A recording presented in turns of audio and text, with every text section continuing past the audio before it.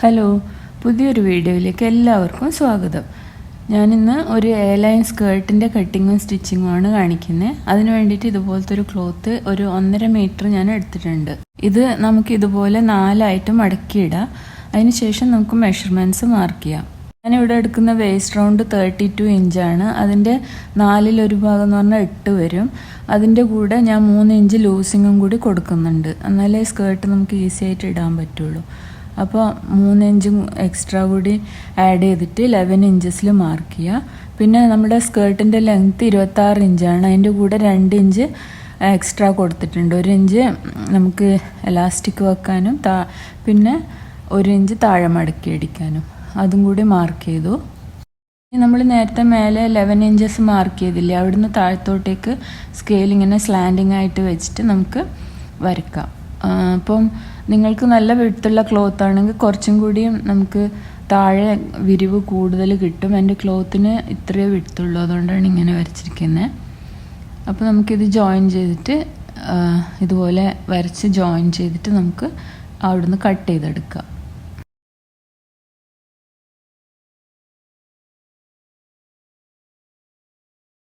Cut ചെയ്ത് കഴിയുമ്പോൾ നമുക്ക് ഇതുപോലെ 2 പീസ് കിട്ടും. അതിൽ ഒരു പീസ് മാറ്റി വെച്ചിട്ട് ഒരു പീസ് മാത്രം എടുത്തിട്ട് ഇതുപോലെ സെൻറ്ററിലേക്കൂടെ മടക്കിയിട്ട് ഒന്ന് കട്ട് ചെയ്തെടുക്കണം. ഫ്രണ്ടിലൊരു ഓപ്പണിങ് ഉള്ളതുപോലെ തോന്നും നമ്മൾ സ്റ്റിച്ച് ചെയ്ത് കഴിയുമ്പം കണ്ടാൽ. പക്ഷേ ആക്ച്വലി ഓപ്പണിങ് ഇല്ലാത്ത രീതിയിലാണ് സ്റ്റിച്ച് ചെയ്യുന്നത്. ചെയ്ത് കഴിയുമ്പോൾ നിങ്ങൾക്ക് കണ്ടാൽ മനസ്സിലാവും. അപ്പോൾ അത് ഇതുപോലെ കട്ട് ചെയ്തെടുക്കുക ഫ്രണ്ടിലത്തെ പീസ്. അതിനുശേഷം ഒരു 2.5 ഇഞ്ച് വിഡ്ത്തിൽ ഇതുപോലെ കുറച്ച് ലെങ്ത്തായിട്ട് ഞാൻ 2 പീസ് ക്ലോത്ത് കട്ട് ചെയ്തെടുത്തിട്ടുണ്ട്. ഇതിൽ ഇപ്പം നമ്മൾ കട്ട് ചെയ്ത പീസിൽ ഇതുപോലെ വെച്ച് സ്റ്റിച്ച് ചെയ്യാൻ വേണ്ടിയിട്ടാണ്. നമ്മൾ കട്ട് ചെയ്തെടുത്ത ആ സ്ട്രിപ്പിൽ ഒരു പീസിൻ്റെ ഒരറ്റം ഇതുപോലെ ഒന്ന് ചെറുതായി മടക്കിയിട്ടൊന്ന് നമുക്ക് സ്റ്റിച്ച് ചെയ്ത് കൊടുക്കാം.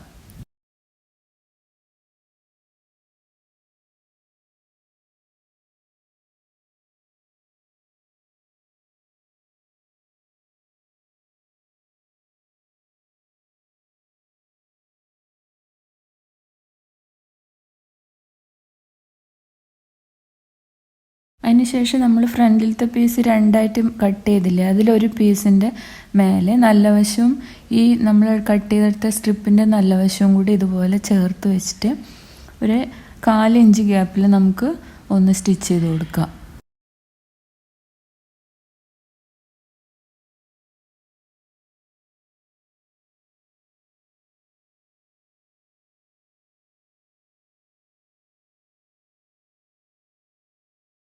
ഇതായിപ്പോൾ ഞാനത് സ്റ്റിച്ച് ചെയ്തെടുത്തിട്ടുണ്ട്, കണ്ടില്ലേ, ഇതുപോലെ ഉണ്ടാവും. ഇനി നമുക്കിത് ഇങ്ങനെ സ്റ്റിച്ച് ചെയ്തെടുത്തു. ഇനി നമുക്കിതിങ്ങനെ വെച്ചിട്ട് ഇതിനൊരു ടോപ്പ് സ്റ്റിച്ചും കൂടി കൊടുക്കുക. അപ്പോൾ അതാ ഞാനിത് ടോപ്പ് സ്റ്റിച്ചും ചെയ്തെടുത്തിട്ടുണ്ട്. ഇനി നമുക്കിത് ഞാൻ ഈ വീഡിയോയിൽ കാണിക്കുന്ന പോലെ ഇതുപോലെ മടക്കിയിട്ട് ഒന്നും കൂടി അകത്തോട്ടേക്ക് മടക്കി അവിടെ ഒരു പിൻ ചെയ്ത് വെച്ചിട്ട് നമുക്ക് ആ മടക്കിലേക്കൂടെ ഒന്ന് സ്റ്റിച്ച് ചെയ്തെടുക്കാം.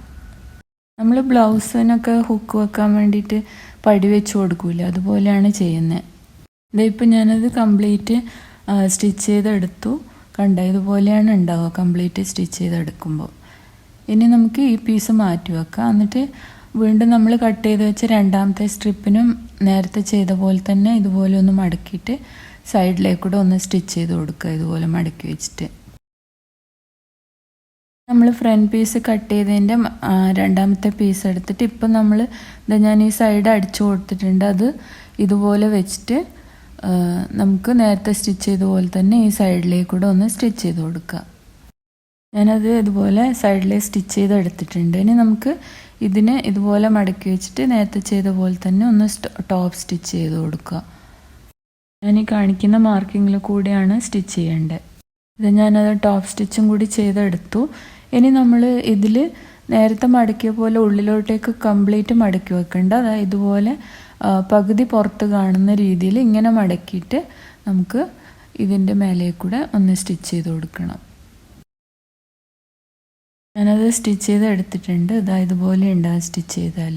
ഇനി നമുക്ക് ഈ 2 പീസും കൂടി ഇങ്ങനെ വെച്ചിട്ട് ഇത് രണ്ടും ഞാൻ ജോയിൻ ചെയ്യാണ് ചെയ്യുന്നത്. നിങ്ങൾക്ക് ഇത് ജോയിൻ ചെയ്യണ്ടെങ്കിൽ നമുക്ക് അവിടെ ബട്ടൺസും ബട്ടൺ ഹോളും വെച്ചിട്ട് ഓപ്പൺ ചെയ്യുന്ന രീതിയിലും ആക്കാം. ഞാനിപ്പോൾ ഇതിൽ കുറച്ച് ഭാഗം താഴെ ഒരു ഓപ്പണിങ് കൊടുത്തിട്ട് ബാക്കിയുള്ള ഭാഗം മുഴുവൻ രണ്ടും കൂടി ജോയിൻ ചെയ്തെടുക്കാനാണ് പോകുന്നത്.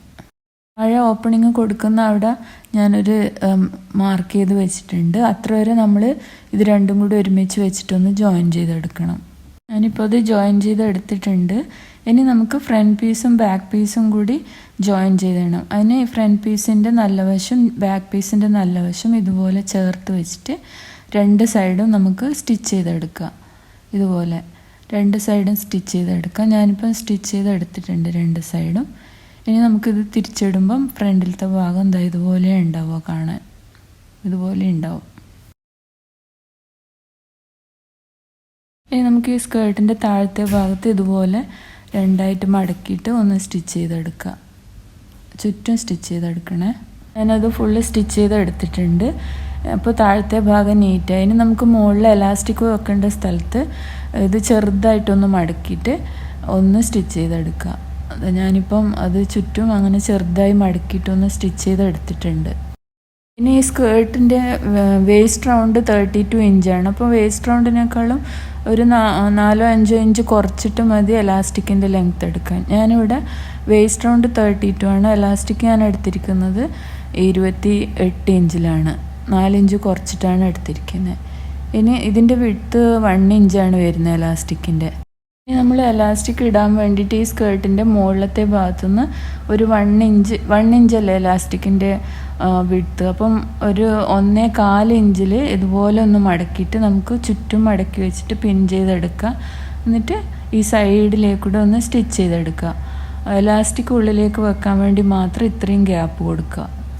അപ്പോൾ ഞാൻ അതുപോലെ സ്റ്റിച്ച് ചെയ്തെടുത്തിട്ടുണ്ട്. എലാസ്റ്റിക് ഇടാൻ വേണ്ടിയിട്ട് ഇവിടെ ചെറിയൊരു ഗ്യാപ്പ് കൊടുത്തിട്ടുണ്ട്. ഞാൻ എലാസ്റ്റിക്കിൻ്റെ ഒരറ്റത്ത് ഇതുപോലെ ഒരു സേഫ്റ്റി പിന്ന് കുത്തിയിട്ട് നമുക്ക് ഈ ഗ്യാപ്പിൽ കൂടെ എലാസ്റ്റിക് ഉള്ളിലേക്ക് ഇട്ട് കൊടുക്കുക.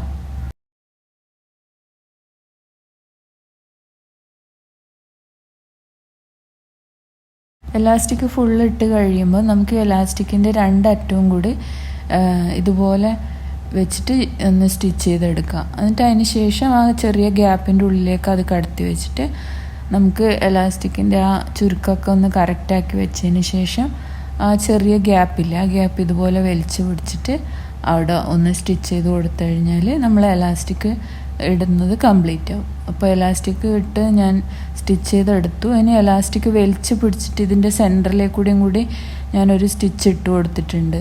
അല്ലെങ്കിൽ എന്താവുമെന്ന് വെച്ചാൽ കുറച്ച് കഴിയുമ്പോൾ എലാസ്റ്റിക് അതിൻ്റെ ഉള്ളിൽ നിന്ന് തിരിഞ്ഞ് മറിഞ്ഞിരിക്കും. ഇപ്പം നമ്മൾ സ്കേർട്ട് റെഡി ആയിട്ടുണ്ട്. ഇതിൻ്റെ സെൻട്രലായിട്ട് ഞാൻ കുറച്ച് ബട്ടൺസ് വെച്ച് കൊടുത്തിട്ടുണ്ട് ഒരു ഭംഗിക്ക് വേണ്ടിയിട്ട്. അപ്പോൾ വീഡിയോ ഇഷ്ടപ്പെട്ടിട്ടുണ്ടെങ്കിൽ എൻ്റെ ചാനൽ ലൈക്ക് ചെയ്യാനും കമൻറ്റ് ചെയ്യാനും സബ്സ്ക്രൈബ് ചെയ്യാനും മറക്കരുത്. എത്രയും പെട്ടെന്ന് തന്നെ നമുക്ക് വീണ്ടും കാണാം. അതുവരേക്കും ബൈ.